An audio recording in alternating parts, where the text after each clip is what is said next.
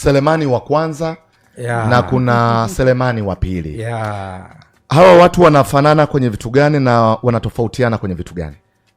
Tofauti kubwa ni nyakati tu ambazo zilipita alizoishi Selemani wa kwanza, aliotunga Zaburi na kitabu cha Mhubiri, lakini pia aliobarikiwa kuwa na hekima na utajiri. Kwa hiyo nafikiri kuna nyakati zake, sio nyakati zangu, ila kama itoshi niwe mkweli kwamba yeye alibarikiwa kuwa tajiri, lakini alikuwa na hekima kama zangu. Tulitofautiana hivi tu hivyo kwamba utajiri wake na nyakati zake, lakini labda pengine na wake zake wengi, wake na masuria.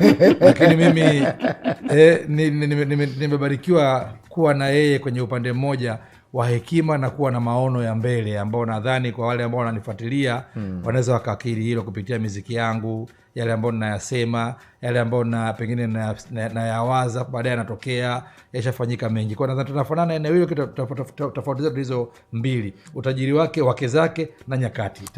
Kwa nini haukutaka kuwa kama Selemani wa kwanza kwenye wake? Kwenye wake sababu mimi pia naamini kwenye swala zima la upendo, kwa maana ya kukuwa na mipaka yangu pale ninapotaka mimi furaha, napimia na mipaka ya furaha ya mwenzangu. Kwa mimi bado naamini swala zima la kuwa na wake wengi katika jamii yetu sasa ambao kimsingi imekuwa kimagharibi sana, watu wameelimika, wanawake wanafahamu haki zao, kwamba kwanza sina ule utajiri kama wakwake, kwa sababu lazima hata kwenye Qur'ani yenyewe nasema kwamba ili uoe mke mwingine lazima yule mwingine aridhie, akubali. Hasa wanawake wa sasa hivi ili aridhie, akubali, inabidi namna fulani uwe na vitu vingi sana vya kumfanya aridhie, kwa maana ya mali.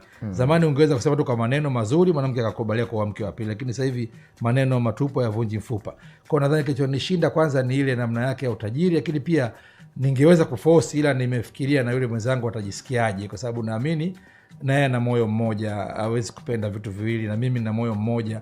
Kwa ni kama vile nitakuwa namnyanyasa, kwa sababu atakuwa ndio nimekubali, lakini moyoni mwake naamini kabisa naye ana moyo kama wangu. Sasa naye angetaka kuwa na mume mwenza, kidogo ningeweza mimi kuona namna gani ningeumia. Kwa maana hiyo huwezi kuongeza mke wa pili? Sifikiri hicho kitu, kwa sababu naheshimu mipaka ya mwenzangu, kwa sababu naamini nitamsababishia maumivu hata kama hata yatoa hadharani.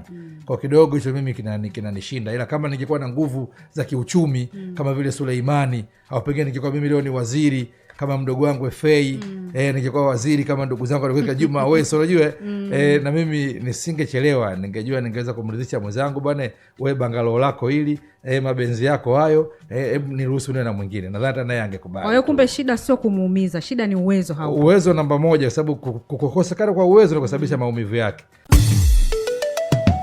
Jana na leo.